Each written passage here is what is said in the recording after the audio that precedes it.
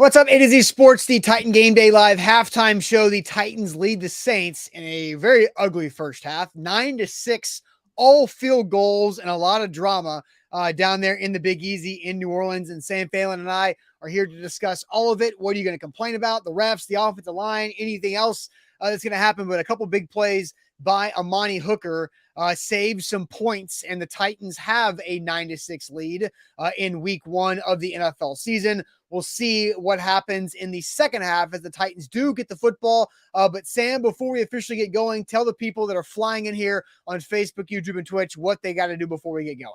All right, let's go real quick. We got to share the show. We got to get Titans fans in here having this conversation for halftime. A lot to complain about, a lot to discuss, a lot to celebrate. But share the show. Retweet us at A to Z Sports. Hit the share button on Facebook. Send the YouTube link in your group chat. Whatever it is, get people in here to join the conversation.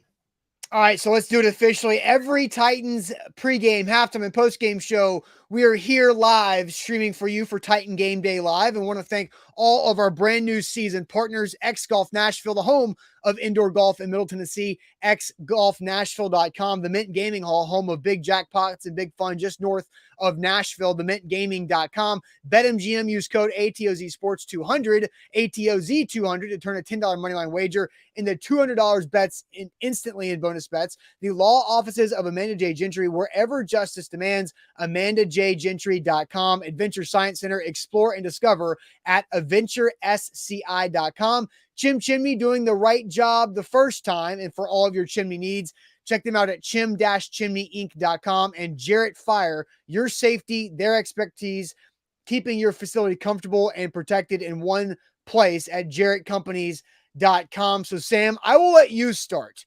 Your opinion of that first half. Titans up 9-6 with a beginning, the first play of the game. Amani Hooker forces a turnover. Titans get 3 points. Amani Hooker saves some points from the Saints with an interception to Derek Carr. But Sam, I'll hand you the floor. Well, hey, let's start with Amani Hooker, because if you read my bold predictions, Amani Hooker was in there. I had in my bold predictions Amani Hooker leading this Titans team in interceptions this year, and off to a good start. 2 turnovers created for Amani Hooker. Austin, not just saving points at the end of the first half, got them points in the, right off the bat. That first possession for the Titans was -8 yards. You came away with a 50-plus yard field goal. Check for bingo from Nick Folk after Amani Hooker had the turnover on the opening kickoff. But I do want to talk about some more of these positives. Number one is Derrick Henry. And I know that Titans fans might not be too surprised by this, but I think the national narrative around Derrick Henry and wondering how much does this guy still have left in the tank? Is Derrick Henry still the explosive guy that he has been for the Titans for the last 7 years? Answer, yes. Henry, 10 carries, 51 yards, 56 receiving yards, including that 46-yard gain on the screen pass. He has really been their entire offense and carried them so far. So the King is back. The King is healthy. The King is still the King. And Derrick Henry looks good. And then, of course, this pass rush, hello. Arden Key, hello, should be 2.5 sacks. It's 1.5 for Arden Key. Danico Autry, Jeffrey Simmons, they're getting after the passer and affecting the quarterback. They didn't really do that last year, Austin. And so, why is it easy for Amani Hooker to come away with that interception late? Why has the Titans defense been so good and held New Orleans to just 6 points, despite some of the explosive plays? That pass rush, they're sacking Derek Carr. You'll love to see that. So those are the main, very, very good, very big takeaways. Yeah, so sacking Derek Carr, he has been sacked a total of 4 times. Autry and Key each with 1.5, and then Jeffrey Simmons with 1. Derek Carr has turned the ball over once with an interception. We saw the other turnover that Hooker forced of the fumble in the opening kickoff. But let's pause to discuss what was a complete gaffe, and maybe I haven't seen everything else around the NFL, but the worst officiating decision in all of the week one so far in the NFL is that the Arden Key strip sack on Derek Carr, initially called an incomplete pass. Kevin Byard picks it up, runs into the end zone the entire length of the field with nobody threatening to get anywhere close to him. It not only did the referees do the exact opposite of what they're taught to do in the NFL as refs, which is let something play out. And if it was incomplete, you can fix it with a review. Because why?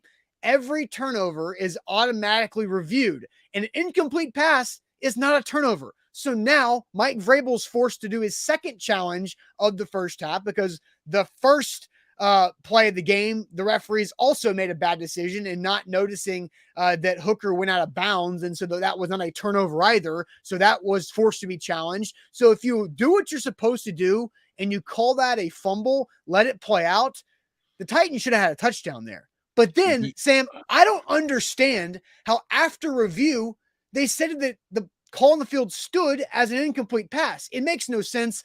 Anybody in the broadcast, anybody watching that game doesn't understand that that was not a fumble.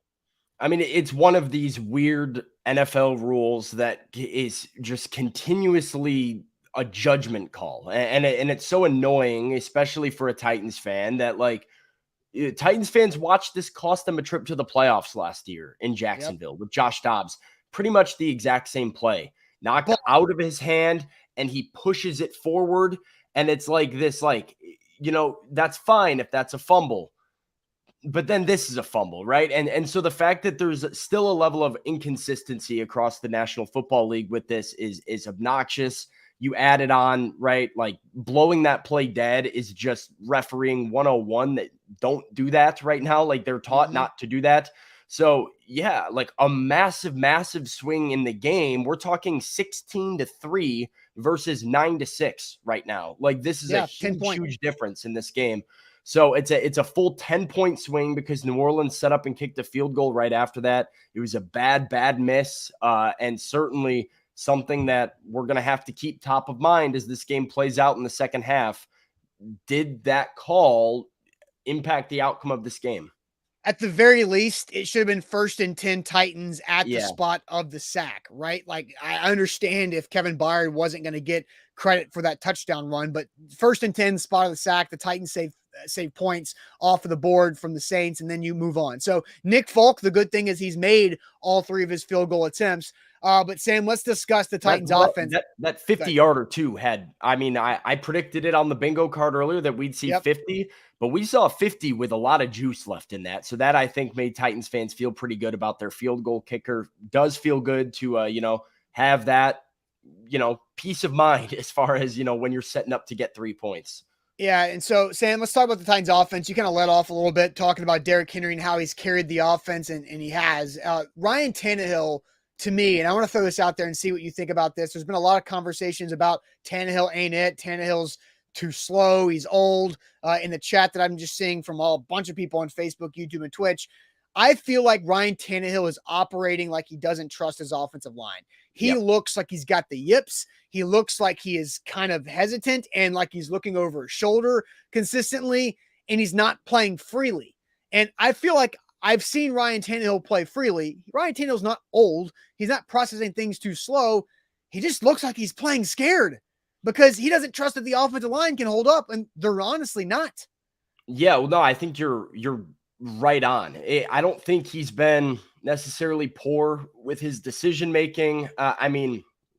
That ball to Hopkins a little bit underthrown. You probably have a window to get that to him. So you can nitpick some of his throws and decisions, but the biggest thing for me is his pocket presence right now. Ryan Tannehill has not had very good pocket presence. To be fair, Andre Dillard's been atrocious. Andre Dillard has been bad. He's been getting beat, and Ryan Tannehill knows that, right? Give this offensive line credit. I think they've done a good job of blocking for the running game. There have been good holes for Derrick Henry so far. So tip the cap there, but the pass protection has not been there, particularly from Andre Dillard. And Ryan Tannehill looks uncomfortable in the pocket. He's running and trying to run before he needs to. He's staying in the pocket too late at certain times and then trying to run or throw through contact. Uncomfortable, bad pocket presence, bad pass protection. Like you said, it doesn't look like he's playing free. It looks like he's on high alert at all times. Not how you want your quarterback feeling or operating back there. Yeah, no doubt. Before that Derrick Henry screen pass, Tannehill was 3 for 10 with 27 yards and a pick. Gross. Yeah. No, you're gross is the right word for that. Derrick Henry's stiff arm is alive and well. And look, the Titans are leading and they have the ball to start the third quarter. So we'll see if this offense can get something turned around. Let's see what Tim Kelly's first opportunity for Hey, second half adjustments can be, right? well, by the way, Austin, I mentioned it in our pregame show. Tim Kelly talking about the script and talking about how he might have to throw away the script given a certain situation. Amani Hooker causes a turnover on like the 25-yard line, and you immediately get the ball almost in the red zone. Mhm. Titans potentially had to go away from their pregame script there. So interested in seeing this offense to start the second half with maybe an opportunity to get back to a scripted drive and see what Tim Kelly has cooked up. That'll be an interesting thing to watch. A couple super chats here. Noah says, I mean, if we put Malik in, it can't get worse. At least he can run.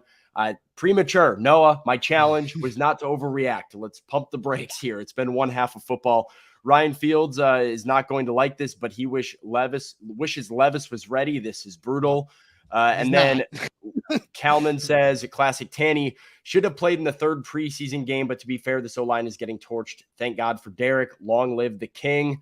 Yeah, I mean, that sums it up. And I think, Austin, I've been beating the drum of Ryan Tannehill and the Titans starter should play in the preseason forever.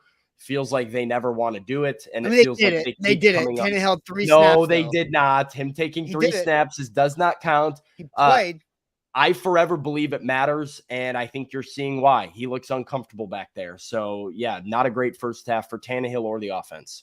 All right, so here's the question. Every halftime, we're going to ask you your confidence level in the Titans winning the game. Now, again, the Titans are winning right now, 9-6. 1 through 10, we're going to have to go super fast. What is your confidence level in the Titans winning this game versus the Saints in the second half on a 1 through 10 basis? What is your confidence level in the Titans winning this game? After you put your number in 1 through 10, hit the thumbs up button, hit the like button on Facebook and on YouTube. Second half's getting ready to start. But Sam, as we're behind here, first show, it always goes fast. What is the average that it looks like as the Titans are not quite getting ready for the kickoff yet? But what's the average number that you see? And then what's I yours? see a range of 4 to 7, 5, 4, 7, 4, 6, 4, 4, 4, 7, 6.5, 5.5, 6.5, 6, 5. So maybe it averages out right to a 5, Austin. And I think that's a fair number.